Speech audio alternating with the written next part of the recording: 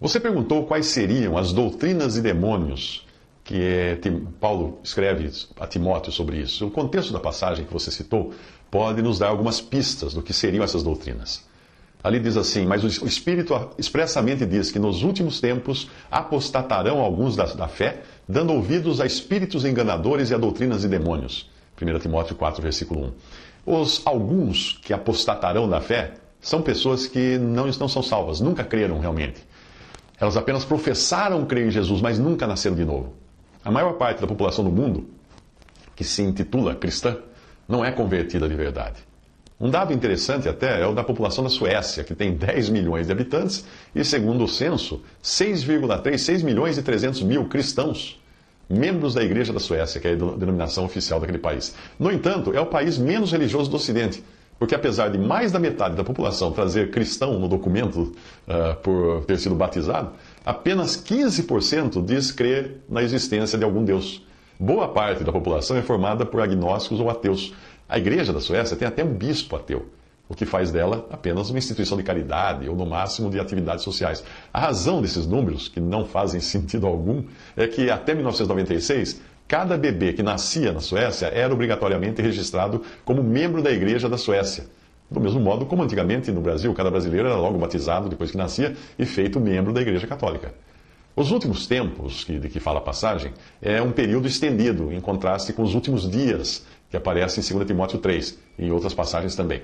Portanto, a expressão últimos tempos inclui também o primeiro século, e é fácil perceber isso lendo Apocalipse 2:2, que fala da igreja que está em Éfeso, que profeticamente representa essa época, o primeiro século, embora os últimos tempos não fiquem restritos apenas a esse primeiro século.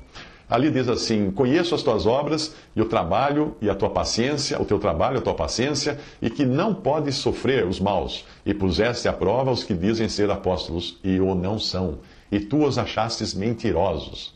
Paulo já falava na sua carta aos Coríntios dos falsos apóstolos, identificando-os como agentes de Satanás. Ele diz assim: porque tais falsos apóstolos são obreiros fraudulentos, transfigurando-se em apóstolos de Cristo. E não é maravilha, porque o próprio Satanás se transfigura em anjos de luz. Não é muito, pois, que os seus ministros se transfigurem em ministros de justiça, o fim dos quais será conforme as suas obras. 2 Coríntios 11, versículos 13 ao 15. Um falso apóstolo, um falso profeta, um falso mestre, não fala de acordo com a palavra de Deus, mas segundo a sua própria carne, ou, na pior das hipóteses, por influência demoníaca. Por isso é muito comum nós encontrarmos doutrinas de demônios nos púlpitos da cristandade. E um crente com discernimento vai logo identificá-la, porque ela dará glória e mérito ao homem e não a Deus. Portanto, você não precisa ir a uma sessão espírita para ouvir espíritos enganadores. É bem possível encontrá-los em igrejas da cristandade, ocupando até mesmo posições de liderança, ou nos programas católicos e evangélicos no rádio e na TV. Os agentes do diabo, que aparecem como aves do céu, arrebatando a semente lançada pelo semeador em Mateus 13, 4, 4 e também versículo 19, são as mesmas aves que estão aninhadas na grande árvore da semente de mostarda em Mateus 13, 31 a 32, e elas voltam a aparecer, essas aves, que são agentes de Satanás, voltam a aparecer na queda da Babilônia, a grande meretriz, em Apocalipse 18, 2. Os espíritos enganadores estão confortavelmente aninhados na cristandade professa, ensinando as suas doutrinas de demônio. A grande Babilônia, que será a cristandade no futuro vazia de Cristo e de cristãos genuínos, se tornou morada de demônios e covil de todo espírito imundo e esconderijo de toda ave imunda e odiável, fala ali em Apocalipse capítulo 18. A passagem de 1 Timóteo continua assim: pela hipocrisia de homens que falam mentiras, tendo cauterizado a sua própria consciência, 1 Timóteo 4:2. A primeira característica dos falsos apóstolos, falsos profetas ou falsos mestres desse versículo agora é a hipocrisia ou fingimento. Em 2 Timóteo 3, Paulo vai falar dos que têm aparência de piedade, mas negando a eficácia dela, 2 Timóteo 3:5. Se você ler do versículo 1 ao 9 de 2 Timóteo 3, você verá mais sobre esses falsos mestres da cristandade. A cauterização da consciência, de que fala o versículo, é um distúrbio conhecido da psicologia, da psiquiatria, como mitomania, que é encontrada nos mentirosos de carteirinha. Aqueles que mentem tanto que um dia eles já nem sabem mais, não são capazes de distinguir o que é verdade e o que é mentira.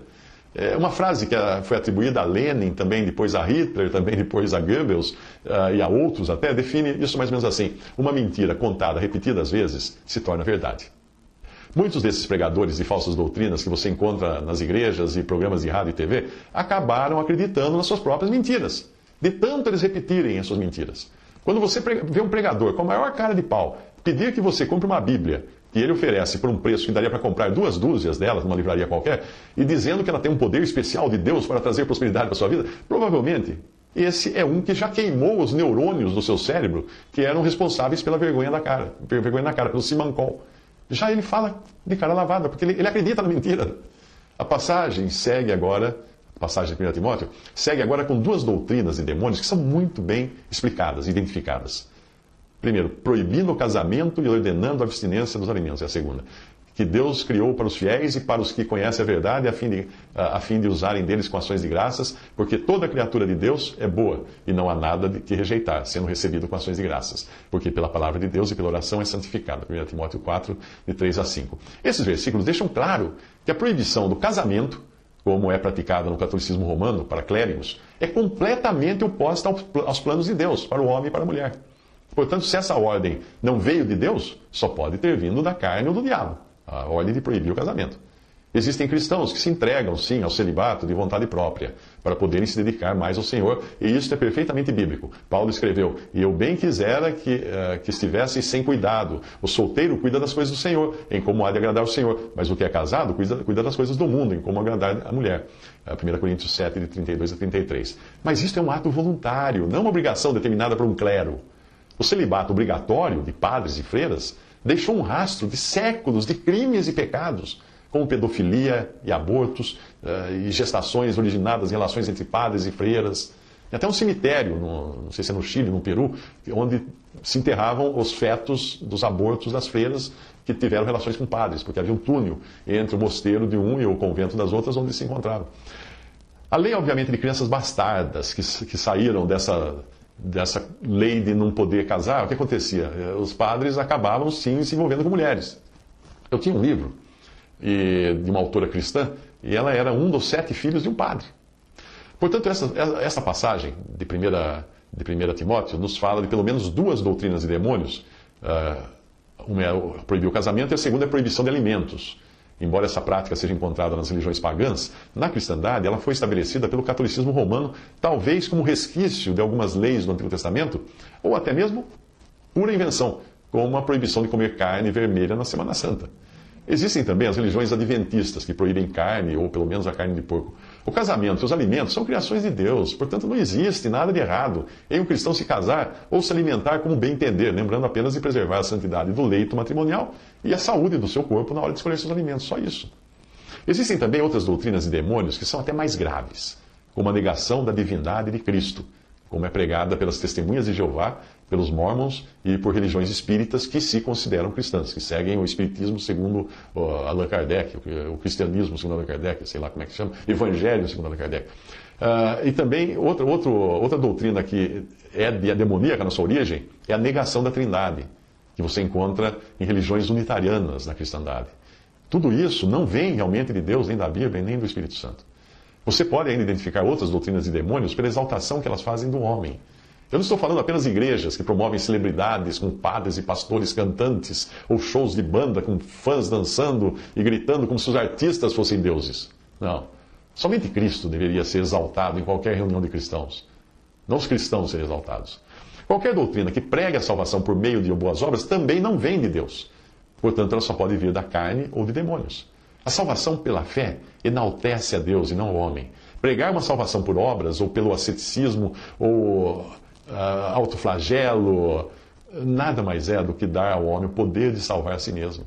E a glória fica com ele, com o homem.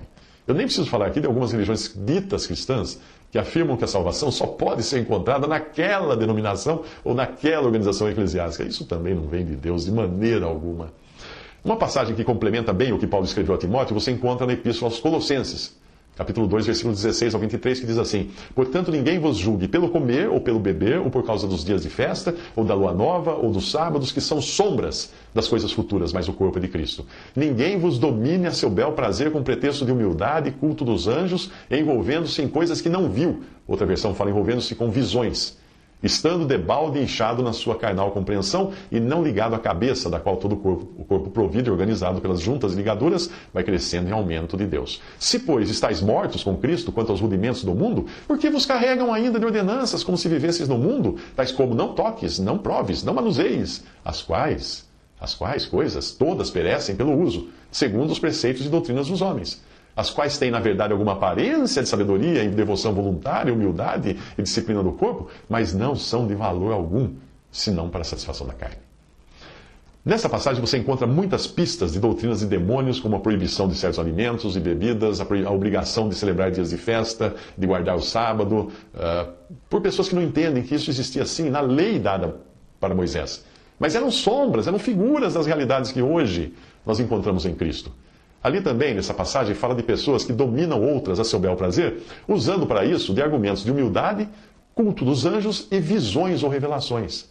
Inchado em sua carnal compreensão e não ligado à cabeça, demonstra que isso é feito por pessoas soberbas, que se acham profetas de Deus, quando na verdade são profetas apenas das suas mentes carnais, com as suas profetadas. Não estão ligadas à cabeça, que é Cristo, a quem o cristão está diretamente subordinado.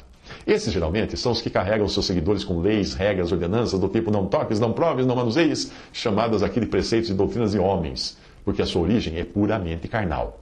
O que essas doutrinas têm de aparência de piedade, sabedoria, devoção, humildade e disciplina do corpo, lhes falta em verdade e para nada servem senão para a satisfação da carne. Se você conhece um crente que se orgulha de vestir-se de uma determinada maneira, de usar o cabelo ou a barba de um determinado jeito, ou de fazer obrigações cerimoniais que outros não fazem, comparando-se a outros cristãos e gabando-se dos seus jejuns, da sua piedade, das suas contribuições, como faz o fariseu de Lucas 18, se você encontrar uma pessoa assim, você já sabe, então, de quem eu estou falando. Resumindo, doutrinas de demônios são aquelas que podem tanto vir diretamente dos demônios, que influenciam falsos profetas e falsos mestres, como também podem vir da carne, sempre visando exaltar o homem e não a Cristo. Os demônios nunca querem que Cristo tenha a preeminência. Também fica fácil identificar tais doutrinas porque elas não estão de acordo com a sã doutrina. E você não precisa conhecer todas as doutrinas da carne ou dos demônios. Basta você conhecer a sã doutrina e a voz do pastor, que é Cristo, nosso Senhor. Assim você estará apto a identificar tudo o que soar fora de tom. Como um bom músico sabe identificar um instrumento desafinado só ouvindo apenas uma nota daquele instrumento, ele já sabe que está desafinado. Portanto, a sua segurança não está em se aprofundar em conhecer a voz de estranhos, mas em conhecer a voz do pastor. Ele disse, e quando tira para fora suas ovelhas, vai adiante delas, e as ovelhas o seguem porque conhecem a sua voz. Mas de modo nenhum seguirão o estranho, antes fugirão dele, porque não conhecem a voz dos estranhos. As minhas ovelhas ouvem a minha voz, e eu conheço-as, e elas me seguem, e dou-lhes a vida eterna, e nunca hão de perecer, e ninguém as arrebatará da minha mão. Meu Pai que mas deu é maior do que todos, e ninguém pode arrebatá-las da mão de meu Pai. João 10, 4 a 5, e também versículos 27 a 29. Visite respondi.com.br. Visite